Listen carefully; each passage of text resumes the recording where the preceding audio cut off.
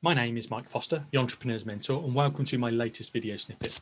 My snippets are my thoughts to help you with the development of your own business. Now, this snippet is entitled, Are You Creative and Innovative? The reason why I asked this question is that I see creativity and innovation as a strong characteristic within many entrepreneurs. And during the pandemic, we've seen that businesses that are creative, that are innovative, they've come to the fore, they've been at their best. They've adapted to the market changes. They've adapted to the change in their customers' expectations, and they've adapted to their team's requirements, their team's well-being. Now, you could be like many that I guess we all know that could wait, watch, and just see what others are doing before blatantly copying their ideas. But often I find that you'll be too late to market and you would have missed that market opportunity. And it's quite obvious when you are copying.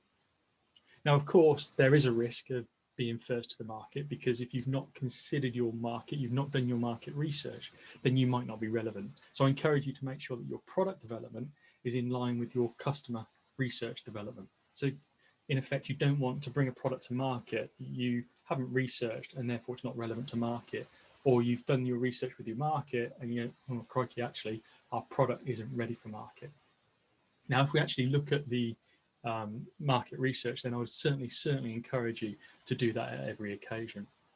Looking at the definitions of creativity and innovation, it's all about something new. It's all about a new method or a new idea, something original, something creative, and that you're creating something new.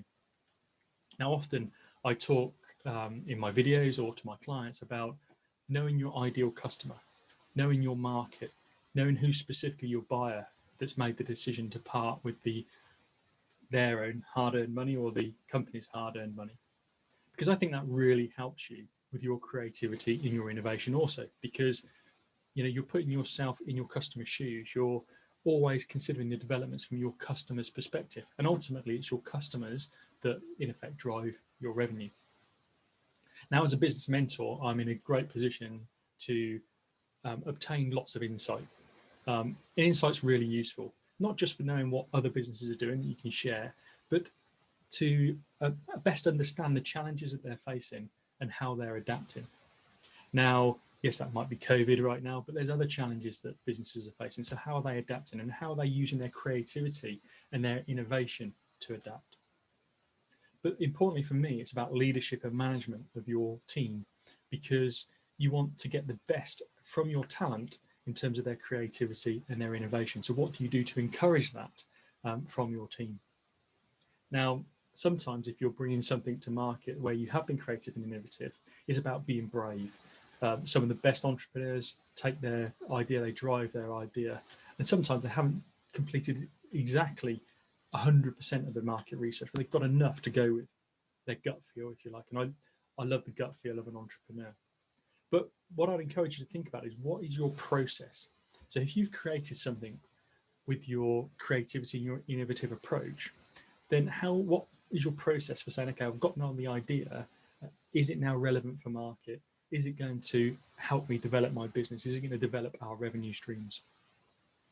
And remember one thing, if you are creative and if you are innovative and you're first to market, then imitation is the strongest form of flattery.